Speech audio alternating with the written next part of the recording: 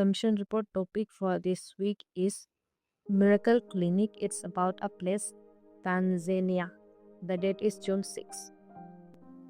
Here the story reads. The senior government official from Zanzibar was in trouble. Chief Sharif Hamid didn't feel well during a visit of Tanzania's capital, Dodoma. As chief minister, he was a powerful leader on the island and second only to Zanzibar's president. But on this particular day, he felt weak and unsure of himself. Someone recommended that he go to a Seventh-day Adventist clinic.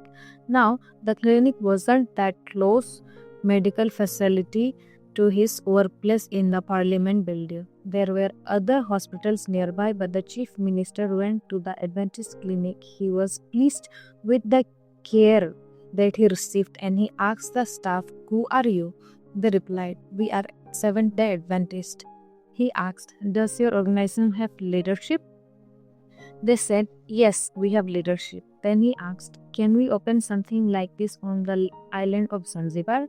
They said, "Yes, we can." The clinic staff passed on the request to the Adventist Church Tanzania Union Mission, whose leaders were delighted. Zanzibar had proved to be a particularly challenging territory since the first church workers arrived there in late 1930s. Those workers were literature evangelists and they had unsuccessfully sought to sell books on the island, where most of the people were not Christian.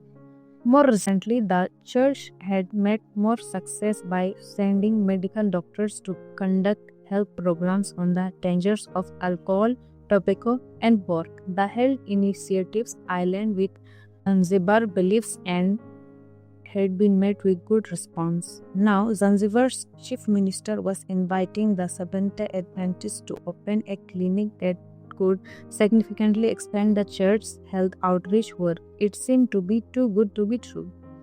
The Tanzania Union Mission formed a 3-member committee to explore the idea of opening clinic. Before long, its 3 members arrived in Zanzibar and met with the chief minister in his office in 1986. He remembered the Adventist clinic that had treated him and he invited the visitors to get to work on opening the clinic promptly. He also instructed the island's health authority to approve a proposal for the project. But months passed and nothing happened. No approval was granted. Finally, church leader went to a chief minister and asked that what was happening.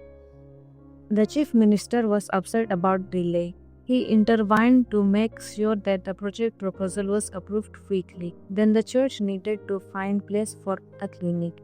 Church leader asked a literature evangelist who had lived on the island for past 5 years to help. The men found a former hotel consisting of 2 buildings located on the opposite side of the street. It had been up for sale for 2 years. The church purchased the building.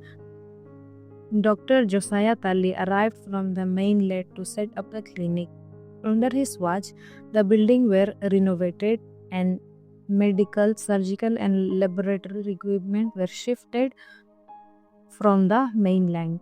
Dr. Josiah received permission to open a pharmacy that sold medicine in the clinic. By law, all medicinal service offered on Zanzibar had to be free, and he was looking for a way to help pay the clinic staff.